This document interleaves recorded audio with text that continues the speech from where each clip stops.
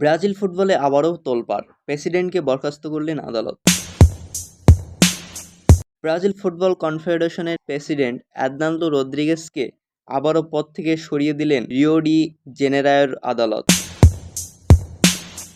ও গোলবো পত্রিকার প্রতিবেদনে বলা হয়, আদালতের বিচারক গ্যাব্রিয়েল দে অলিভেইরা জেফিরো এই সিদ্ধান্ত দেন এবং সংগঠনের নেতৃত্বে পরিবর্তন আনেন। এই আদেশে সিবিএফের ভাইস প্রেসিডেন্ট ফার্নান্দো হের্নেইকে অন্তর্বর্তীকালীন প্রশাসক হিসাবে নিয়োগ দেওয়া হয়েছে। আদালত নির্দেশ দিয়েছে যেন দ্রুত নতুন নির্বাচন আয়োজন করা হয়। এই রায় এমন সময় এলো যখন ব্রাজিল জাতীয় দলের কোচ হিসাবে কার্লো আনচেলত্তির নিয়োগ চূড়ান্ত হয়েছে।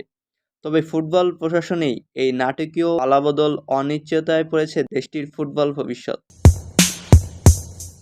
এর আগে 2022 সালে নির্বাচনের অনিয়মের অভিযোগে রদ্রিগেজের অপসারণ চেয়ে দুটি আবেদন করা হয়, তবে বিচারপতি গ্লেমার মেন্ডেস সেগুলো খারিজ করে দেন। তখন তিনি অভিযোগকারী ফার্নান্দো স্যারেইন ও সংসদ সদস্য ডানিয়েলা কার্নেইরোর বৈধতা নিয়ে প্রশ্ন তোলেন। সঙ্গে আরও কিছু আইনি কারণে আবেদন গ্রহণযোগ্য নয় বলে জানান। তবে এইবার দ্বিতীয়বারের মতো রিও ডি জেনেরোর আদালত রদ্রিগেজকে সরিয়ে দিল। 2023 সালের ডিসেম্বরে একবার তাকে সরানো হয়েছিল, কিন্তু গিলেমার মেন্ডেজের রায়ের 1 মাস পর তিনি ফের দায়িত্বে ফিরে আসেন।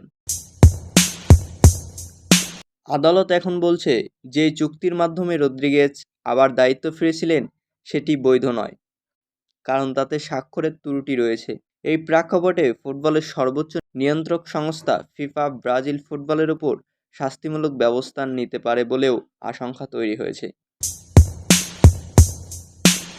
এই অবস্থায় দেশটির ফুটবলের সর্বোচ্চ সংস্থাটি বড় ধরনের প্রশাসনিক সংকটে পড়েছে। বিশ্বকাপের ঠিক 1 বছর আগে আদালতের এই সিদ্ধান্তের প্রভাব জাতীয় দলের উপর ভালোভাবেই পড়তে পারে।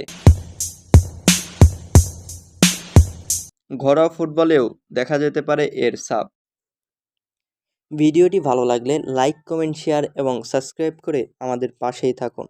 জেডিএস স্পোর্টসের সাথে থাকার জন্য ধন্যবাদ।